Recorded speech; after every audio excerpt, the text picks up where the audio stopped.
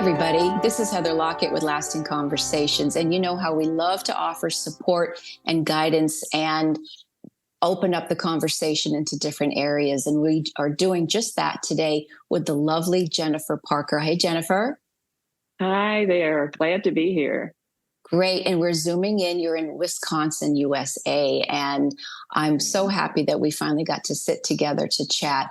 And Jennifer's work is very vital for so many of us around the world, actually. And that gets into being survivors or recognizing and understanding coercive relationships and what that might actually mean and entail. And more importantly, how to navigate your way through that and away from that. And maybe even, I'll throw this out as an aside, Jennifer, for those who perhaps have that in them that they don't understand that maybe they have those aspects of being kind of coercive themselves or downright abusive. So we're going to talk about these things and talk about the empowerment at navigating your way through to the other side of that. So welcome.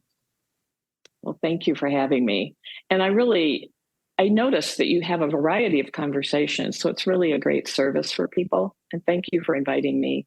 Oh, thank you. And thank you for recognizing that. So this jumps into this kind of a wheelhouse that can feel, I think we've all had our moments of recognizing we've been in different flavors of coercive and or even abusive type relationships. And some of them can be outwardly, which involve physical violence. And then some of it is more insidious and tricky, which is an undercurrent. You don't know that you're in relationships that perhaps are not very healthy. Is this correct?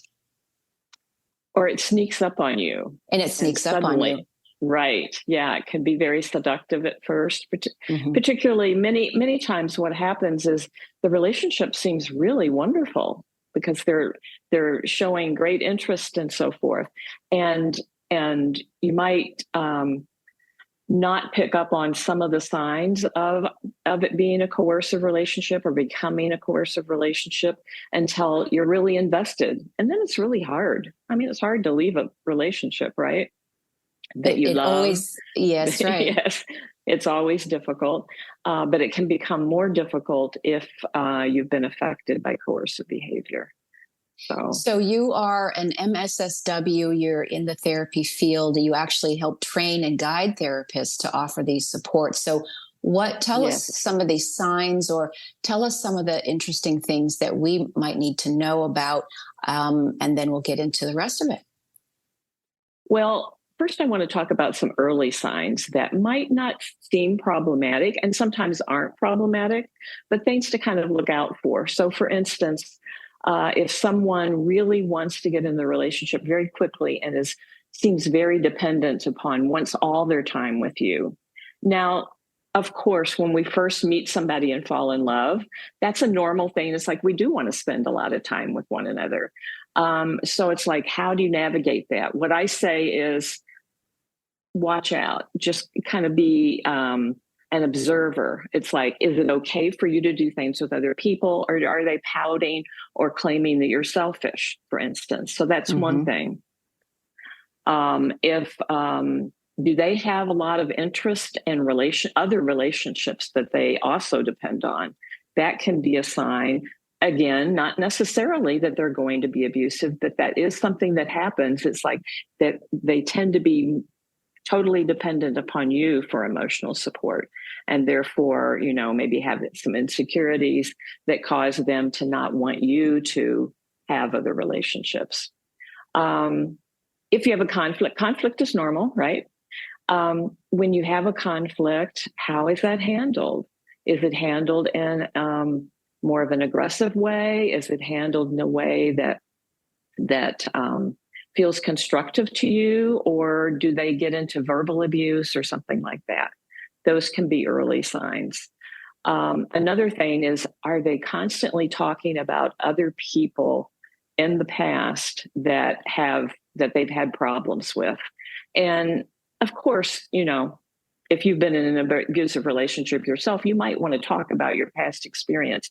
But it's a way in which somebody is always to blame for whatever problems they have in life. And so kind of, again, being curious about that, being observant, maybe finding out more information as you're getting to know the person. So those are a few things to really look out for. And then, of course, I don't know if you want me to get into what does coercive control look like, but there's a variety of things. There is a variety of things. Absolutely. I was just sort of relating it to, again, we've all had these different iterations ourselves in some ways.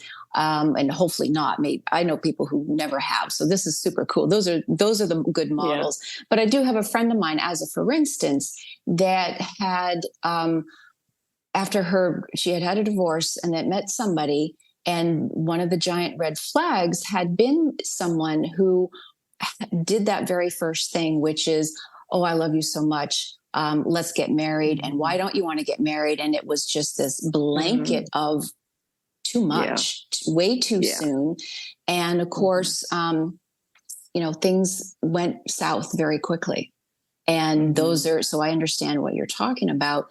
And then as well as when it kind of can creep up on you sometimes, that maybe you've been brought up as a child in relationships that you don't quite understand.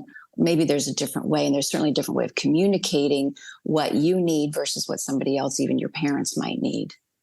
Right. Is it? Exactly. Yeah. Yes. Childhood, not people who get into abusive or coercive relationships don't always come from families that have had abuse in them. True. Yep. I don't want to say that, because it can be very interesting. Sometimes people have come from very healthy families and they've been ill-equipped to recognize it because of that, recognize what's going on. They assume, oh, this person's going to be mutually respectful and so forth, and be able to talk. And then they find out that no, that's not the case. But if you have grown up in a family where either there was abuse going on, or you weren't able to grow a really healthy self-confidence, then that becomes a vulnerability, certainly. And sometimes people, if they've gotten out of an abusive relationship, they're so hungry for something that's healthy. Initially, they might be fooled by that. One term for it is love bombing. It's like, oh, how wonderful you are, and the wonderful things they're doing for you, and really being helpful. And I'm not saying that's always bad, but it's like, if it's going overboard, kind of having that sense of balance there is really important. And trusting your gut. Right. Yeah, absolutely. And so you were about to say, you're about to actually share with us about some signs, or there was another path that you're going to take us on? Well, coercive control is, some people may not be familiar with that term. It's a newer term. Evan Stark came up with it, which, by the way, I do recommend his book also. But coercive control is a pattern of behavior, consistent pattern of behavior that is used to dominate you in some way. And they do that by causing you to doubt yourself. It can be kind of crazy making sort of behavior, saying, no, this didn't happen, those kinds of things. It's behavior that creates some dependency over time, and that essentially violates your civil rights. And that's a term that often hasn't been used with survivors of abuse, but abuse violates your civil rights. It calls into question even if you had those rights oftentimes. So it's a consistent pattern of behavior. It's not a one-time thing. It's over time, and it can keep building and actually becoming more coercive over time. Now, in my book, I talk about 12 different bricks. I call them bricks in the book, but 12 different types of coercive behavior, starting with seduction and then moving on. And I labeled them by how they affect the person.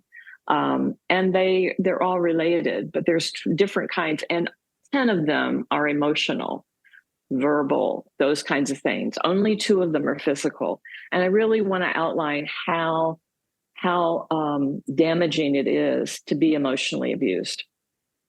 Too often in our culture, we've kind of poo-pooed that. It's like, oh, that's not, people are just looking for the physical. And in many of these relationships, there isn't the physical. unless they're really threatened and maybe you're going to leave, and then sometimes it escalates to that. But the emotional abuse, and there's research to back this up, affects you as much or more than the physical abuse. And actually, emotional abuse is used, if they can do that, then they don't have to use the physical, oftentimes. So all of this is just so true and valid. And I think a lot of people are understanding, and there's certain research and it's out in the ethers about narcissism and narcissistic abuse and the moth to the flame aspect. You're talking if somebody's vulnerable and or hungry, then they're attracted to some of these behaviors. Is there a difference, or is it a kissing cousin, the narcissistic flavors versus what you're talking about, the coercion piece that you were coercive control? Is there a little bit difference, or does it come from the same place, really? It really comes from the same place in terms of what they believe and what they feel entitled to do. Not everyone who is in a coercive relationship has a partner who would be diagnosed as a narcissist. There's a difference there.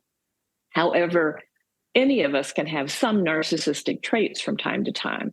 And so it's very common for people in who do intimate partner abuse to have some of those narcissistic traits. And I think my own thinking, and I don't know of research right now that bears this out, it's like the more narcissism there might be, the more difficult it might be, or the more sociopathic, for instance, it might be, and more difficult. But if you think about it, our old socialization for men actually tended to kind of give them a sense of entitlement, right? I'm talking about traditional socialization for men and women, that men were somehow more entitled to be in control. And that didn't necessarily mean they were abusive, but someone who believes that it's okay to use abuse, you know, that kind of gives them that in there. So to answer your question, it's really all about feeling entitled to use power and control over your partner to get your way no matter what. And then no matter what, it depends upon the person in terms of how far they'll go. Some will go to physical abuse, some will go to murder. You know, there's a continuum in terms of where those behaviors are. But the damage to people emotionally, when, you know, even with emotional abuse, I've had people say that they feel like they lost themselves. They're so confused. They don't understand what's going on. So, well, and so tell us some of this, because, and I do have a copy of your book that you nicely sent, which is Coercive Relationships, Finding the Answers You Seek. I don't know if you can even see that. The important thing is the finding the answers you seek, because sometimes if we're in the lowest of our low, or we don't know what's really happening, because if you're in that soup, the proverbial, the frog that doesn't know it's getting cooked, you know, that whole metaphor. Right. You want to tell us some of the signs of feeling, you know, from being in it. If you're feeling, you know, how do I heal? Why am I being abused? But even before that, if you don't even recognize that this is a abusive behavior, talk to us about that. If you don't even know that you're in a situation. If you haven't named it, in other words, if you don't know, if you haven't named it, if there are some signs perhaps that one could say, oh, maybe I need some help, or maybe I need to understand that this is no longer healthy for me. Are there signs for people? Well, let's start with, when you get into a love relationship, you don't expect to get abused, right? Correct. Most of us don't. Nobody does. Okay. And we tend to have expectations of the person is going to be mutually interested in us, mutually respectful, that kind of thing. Right. And when you start to get signs that that's not happening, that can be very confusing.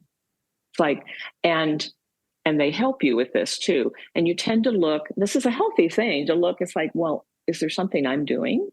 And then often usually the partner will say, it's all about you, you know, that's what's going on. And so that can become kind of the sinkhole of what happens in terms of getting caught up in it, instead of trusting your gut, as I mentioned before. So confusion is something. It's like, if you're confused about, wait a minute, you know, they said they were going to do this, but then now they're saying they didn't say that. or they say that I'm selfish when I want to go out with my friends, or I even want to see my family. Those can be very confusing things. I must not love them enough because I do want to do these things, or they start talking bad about my family, claiming that they don't like them, or that the family doesn't like them, and that just doesn't make sense to you. Those are things very important to pay attention to. And as people are healing and recovery, a really important piece of that is, first of all, being able to name and tell your own story instead of it being shaped by what the other person says about you or what you begin to think about you. It's like, well, maybe I'm crazy. I've heard people say that. I don't know. Is it me? Am I making too much of these things? Those are all signs that, gee, there's something going on here. And let's find out what. I encourage people to find out, to really look at that and find people who can help them. That's beautiful. So give us you love doing the empowering of survivors or people when they're in that spot and they might recognize that they do that soul searching or have a good friend to say, are you sure that this is really healthy? Are you sure you're okay? Really look at that and make sure, are you okay? Because if even for a nanosecond you're thinking you're not, talk to somebody else. Right. Talk to a safe. I think you must use the word safety. We all have a thing about feeling a safe sounding board. Right. Yes. A trusted person who's not just going to say, oh, you got to do this, but who's going to listen to you and encourage and support you. Right. Right. Because you don't want to be, oh, I'm sorry. I was just going to say, you don't want to be overboarded. And I think Brene Brown talks about that. We also want to be that safe place to just listen and perhaps guide if they're ready for that versus, well, you got to do this and he's an asshole or blah, blah, blah, blah. Like we friends can also tend to be overzealously protective maybe, but that's what we mean about safety. Can we, as someone who might be a friend or a partner who's in a bit of a trouble, be that safe space for somebody that they feel that I think I have to tell you something and I don't even know what it is yet. Yeah. Well, that's a good thing to bring up because there certainly will be listeners who aren't necessarily experiencing it, but may know someone. And it is important to be that safe space. Initially, telling the person what to do or calling them names could actually cause them to distance themselves from you because they might not be ready for that, first of all. And it just isn't helpful, to use name calling, generally speaking. So one of the very important things, so paying attention if you're confused and then finding those safe people to talk to. Maybe it's a friend, maybe it's family. One of the most difficult things about recovery is that you oftentimes become very isolated for two reasons. One of them is perhaps your partner doesn't want you to have contact with other people. They want to dominate your perspective, what you think about things. And if the more contact you have with others, they might feel like they lose some of that control. They might hear from a friend. You might hear from a friend that, gee, that felt really creepy to me. Can you talk to me about it? The second thing is, if you begin to doubt yourself and to feel understandably embarrassed and maybe ashamed about what's going on in your relationship, quite often that leads you to pull back from other people because you don't want them to know. Okay. And that again, that's driven by what your partner might be saying to you about those other people or, whether you're selfish to want to be with them. And so that being isolated in that way really makes it worse for you because you don't have access to a listening ear who's going to be able to support you and encourage you and to name what they think is happening and to talk to you about what do you think? And, you need that. And so if you become really isolated, and for some people, it's like dangerous to reach out. If you have one way to begin to do that is with a medical professional. because generally speaking, hopefully you get to do regular medical appointments. So, and hopefully your medical provider has been trained to recognize and to be able to talk about this, not to help you as a therapist, but to tell you what the resources are in the community. So that's one possibility. And sometimes the first person you can really talk to about is a therapist or a coach or something. And so finding that therapist who understands coercive control, who understands how to best help you and support you, not just tell you, oh, you've got to leave, because not that it's not okay for you to leave, but that can be, it's like, that isn't the first step for people. It's like they need more support and more encouragement, and kind of looking at some of the roadblocks there might be to leaving for them if they become very isolated. Right. That is so key. The isolation part, that kind of is, that's that dark tunnel that can feel almost insurmountable sometimes. So let's sort of switch that and be that light in the tunnel. And so you're talking about the empowering, let's talk about the other side of this and what that looks like. And of course, you give your other fellow therapists the tools to help empower their clients. Right. So one of the things that to begin to empower yourself, or for others to empower themselves, is that listening to a podcast like this, reading a book maybe that was suggested, going online and finding resources. And I just want to say that sometimes that's dangerous because they might be monitoring the computer. So people have to know what is possible for them to do. And then finding, when you're in a coercive relationship, an abusive relationship, it's normal to be hypervigilant for danger. And I'm not just talking physical, I'm talking emotional. It's like, are they going to be upset when they come home? What's going to trigger? What about really being very tight, feeling like you got to be in very tight control of yourself to try to avoid, and never being able to totally avoid. That's one of the myths that survivors can swallow. And so they keep trying to get it right, when that's not the issue, that they're not being perfect. The issue is the other person has a need to have power and control over them, and to get what they want, and to somehow they can be very jealous, or jealous isn't the word I want. They can be very insecure. And so really things that might really serve you, like let's say you have a job and you get a promotion, their response to that might not be what you would think, because they might think, oh, she's, going to think she's really something else. So they might try to put that down or interfere with having a job even sometimes.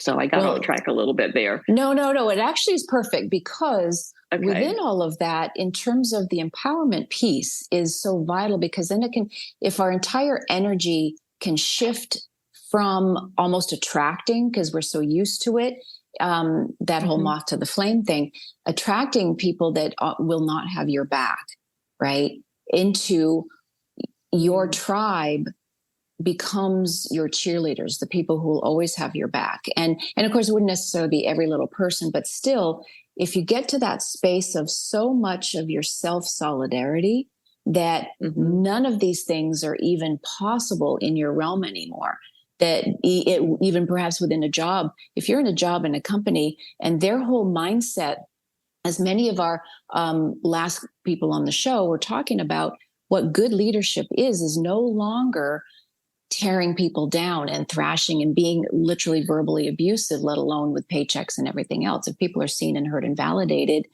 and you don't have to have a bad, quote unquote, abusive marriage. You could be in an abusive job, leave that when you're not being valued. But that comes into that self-worth and self-value. That's where this empowerment piece, it really ties in together, which is also so important. I'm really glad that you brought that up, because it isn't just in intimate relationships. It also happens at work. It happens in churches. It happens in our political system. It happens, throughout our culture. And that is because there are some beliefs that lead to domination and oppression throughout our culture, whether that's racism, whether it's sexism, whether it's intimate partner abuse, whether it's sexual assault, all of those things. Yep. So yeah. Well, and being entitled, and that some people are more entitled than others. Really. And you were saying entitled, somehow the word that keeps coming to mind is the assumption that, the husband-wife thing, one is over the next, the assumption that I can just take you physically, the assumption that I'm the boss at a job and you are my minions. These assumptions, AKA entitlements, can just get so very haywire. And I think generationally too, like we've had certain generations who have grown up assuming, or maybe their church rules or whatever it is, the assumption have these disparities. But the younger kids, many of them understand we are all in this thing together, and let's mutually have some respect here. And so that they will flame out as soon as they catch whiff that there is no, authenticity, transparency. I think they can see through bullshit. And they certainly don't want to be anywhere near people that are going to tell them what to do. And I know that can rabbit hole into some other things that's that hypervigilance. And I will table the rest of that. Everything's triggering. No, everything doesn't have to be triggering, but that still comes back to that self-sovereignty. If you understand your own net worth and value, every little thing won't be this big trigger. Yes. Or if you see a trigger, you'll be able to walk away from it. You can walk away. A red flag, I should say. Yeah. Yep. And the things that I talked about early in the show, that things to pay attention to, I call those yellow flags. I forgot to mention that. So it's like, okay, ask more questions, check things out. Do they really, is it okay for me to see other people? What is their thoughts about that? And you'll get more information. But the red flags are certainly things like it's not okay for you to be a unique individual and do things your own way. Somehow there's a perfect out there and you never measure up. For instance. Well, there you go. I love that you brought that up in terms of the different flags. So obviously we've touched on the red flag and then the drowning flag, where we've done that. No swimming, red flag. And then the yellow flag, maybe those are the areas to look at, observe, maybe have a conversation about to see if you can walk through those. Let's talk about the green flags. What do you consider a green flag? The healthy pieces of relationship, whether it's in friendships, workplaces, etc. Absolutely. Being able to be mutual, to, that you listen to them, but they also listen to you and they show interest in your activities, not overtaking, not over the top kind of thing, which you mentioned before, but they show interest and you're able to have a mutual conversation.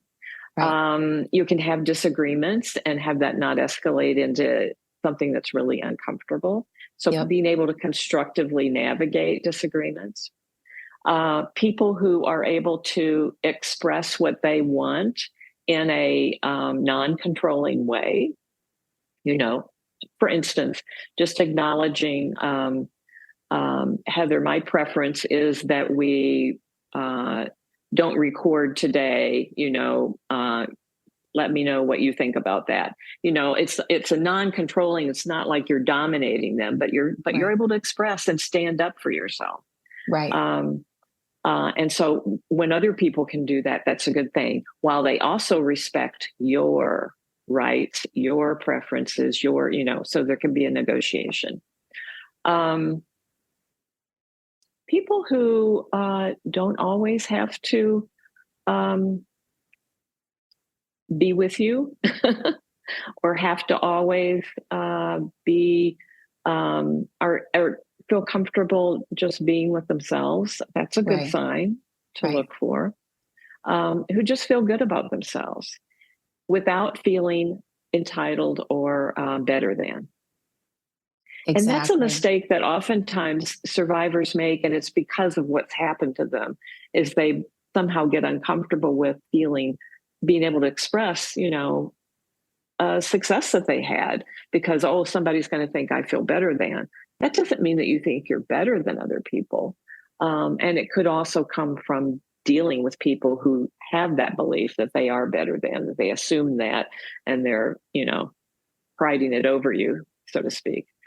So that's right. And then let's see if there's some sparkly flags, the things that where it's really uplifting. You're in a relationship, you're having conversations where even if you are treading waters, you're talking about scheduling. Is this going to work for you today? If it doesn't, okay, cool. I'll see you another. You're not attached necessarily because you understand it's going to work out when it's going to work out, whether it's physically seeing somebody or whatever it is. So let's see if there are other, for instances, of what might be a sparkly flag that somebody really is saying, I don't know, it just feels good. And you have that mutually wonderful hum together. It feels like there's a balance to the relationship. There's a balance, right? I mean, maybe sometime if they have a problem, you're spending more time talking about their issue, but it also happens that you get to talk about yours at another time.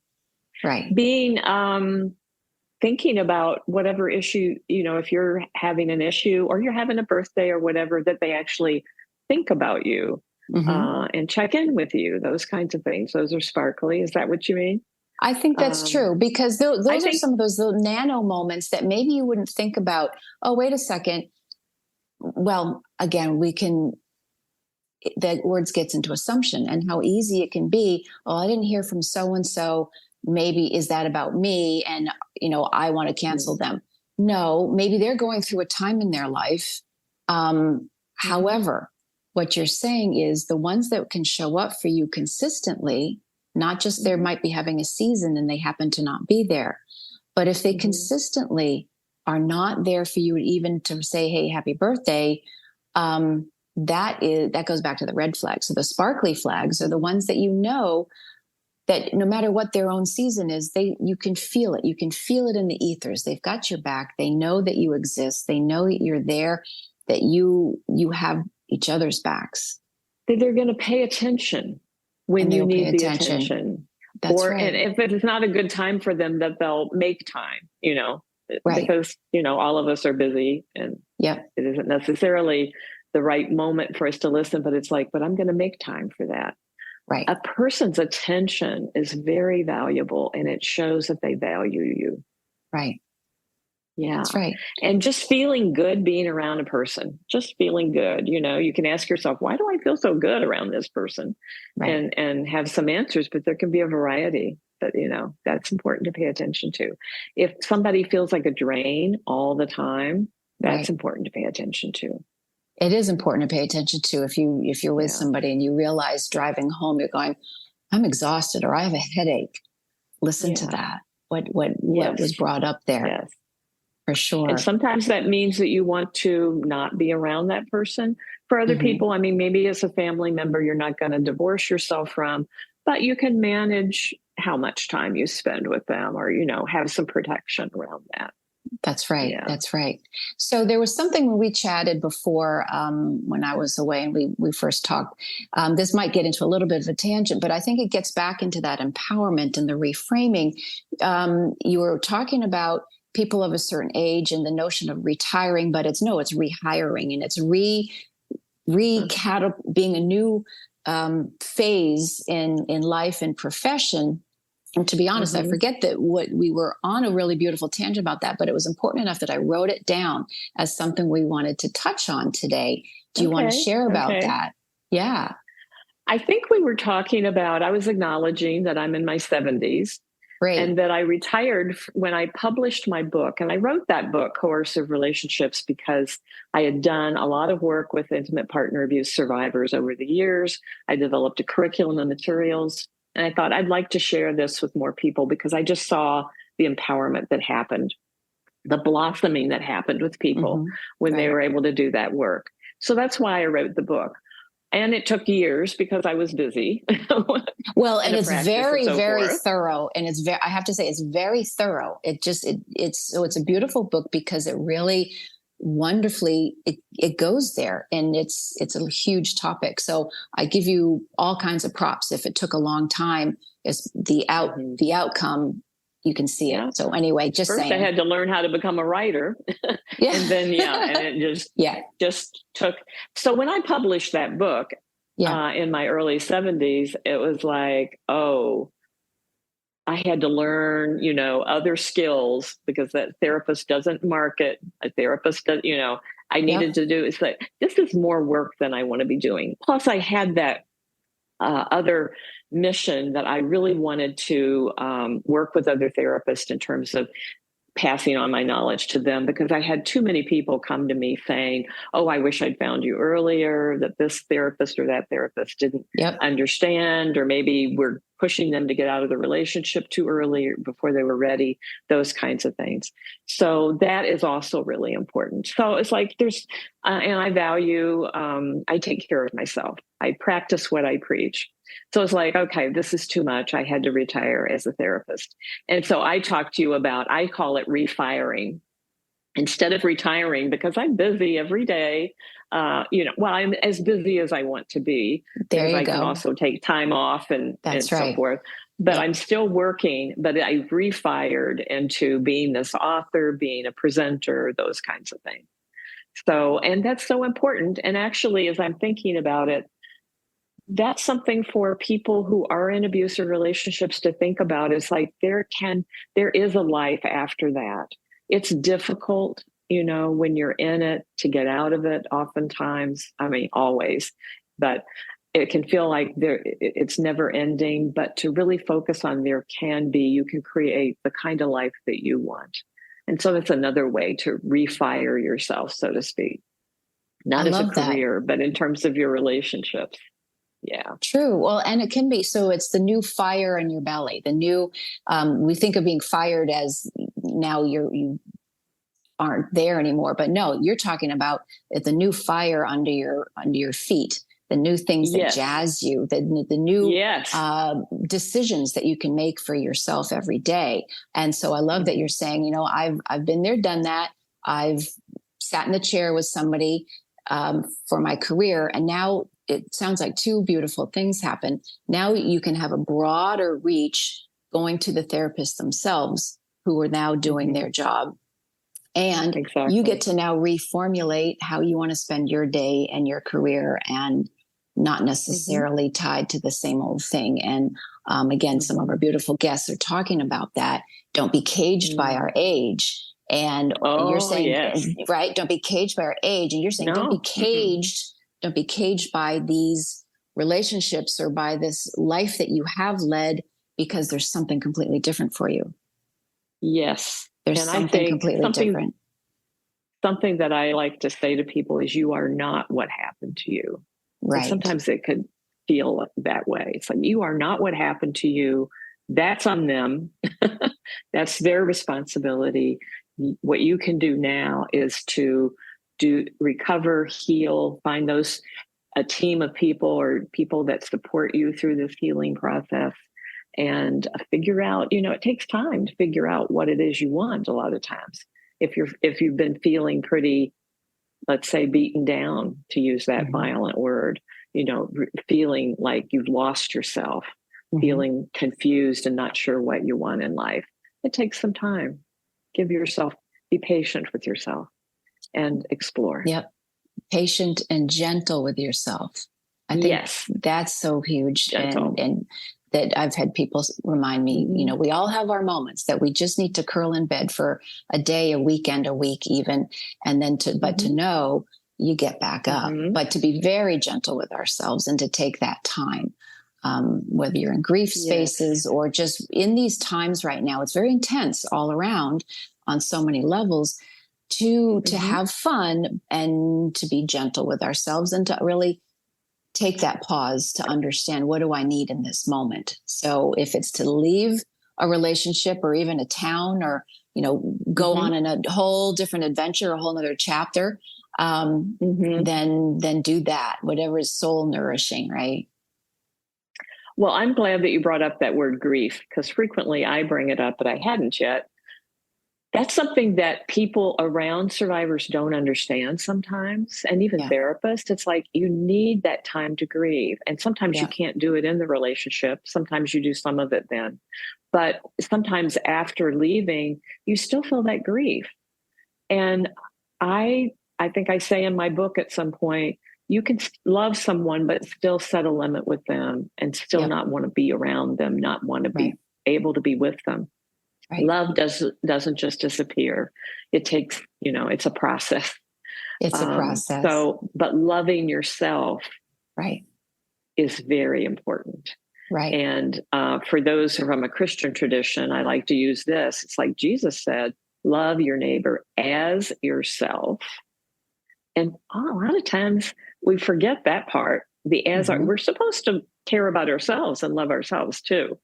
That's right. So, I've always said that when people feel selfish because they're taking care of themselves. Never. That's a frequent thing. No. Yeah. That's right. Yeah. Never. Right. And exactly. So this is where, again, not the selfish that leads to being a coercive, abusive person. That's not the framework. It's reframing that to know that it's not selfish at all, to take a deep breath, to know what nourishes us, what we need in these moments. Yeah. It's self-interested.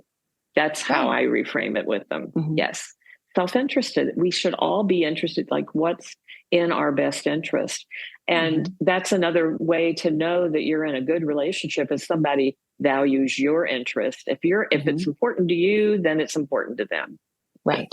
In terms of and whether they want to, exactly, and whether they want to be involved or not. If somebody's a football fan, that's fantastic. I don't have to be a football fan, but do you, I respect that you are a football fan. I'm saying if you're, it can be anything, dancing or whatever it is. We can mutually respect the other's hobby or interest without doing that whole coercive dance of it or poo-pooing it. Right. Exactly. Why would you even like that?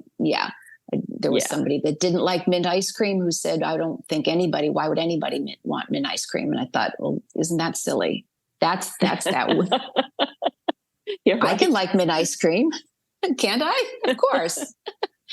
Anyway. Someone who says that is demonstrating that they have a lot of difficulty. You mentioned narcissism, being able to they see everything through their own lens. They can't see and value other people as well. Yeah. That's true. Right. There are many flavors of ice cream or non-ice cream or vegan, whatever it is. There are many flavors of it. Jennifer, this is great. Is there anything else you'd like to know, something from the book or something that you're doing? I know you've got websites and things or other last little, I usually end with a nice little nugget, some little sprinkle of love and joy that you would like to share with us today.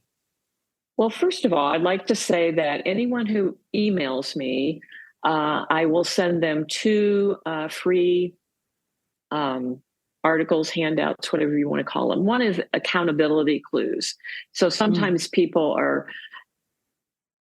talking to an abusive partner and wanting to still hoping that the relationship can happen and they're promising to do work on it. And so how to tell, are they actually making that progress? Because sometimes it's very confusing, particularly if you're listening to their point of view about it. And then the second one is self-care as self-regulation. So self-care is so hard. We've just been talking about how, you're told that you're selfish. If you learned that growing up, or if you have heard it from an abusive partner, it can be really difficult. Plus, the chaos of abuse, being in an abusive relationship, it's like you don't have a lot of energy for it too, even if you can, and so learning that, but how abuse affects you really leads you to be emotionally dysregulated. And that's like a therapeutic term, but it's like it's what is behind people saying, gee, I feel like I've lost myself, or I don't know what I feel, and those kinds of things. And so self-care can be part of that. And I like to encourage people to start small. If it feels impossible, one thing you can do is while you're doing, let's say, the dishes or some activity that you normally do, breathing. just breathing. Take a few moments right now and just kind of focus on your breath. That's what I would do in a session. That's what you can do right now. And notice how it feels. Now, for some people, they get more anxious. So if that's true, that just means there are other techniques that can be helpful. But doing, a minute by minute, doing something for yourself. Maybe it's going to the grocery store if you do the grocery shopping, and before you go in, it's taking 5 minutes in the car to yourself, valuable moments that you can just relax. Maybe you can think through. It's like when you have the time, you're able to kind of reflect more on what's going on than when you're caught up in the day-to-day chaos of being in an abusive relationship. So those are two things that I'm offering. And all you have to do is email me, and the email will be provided.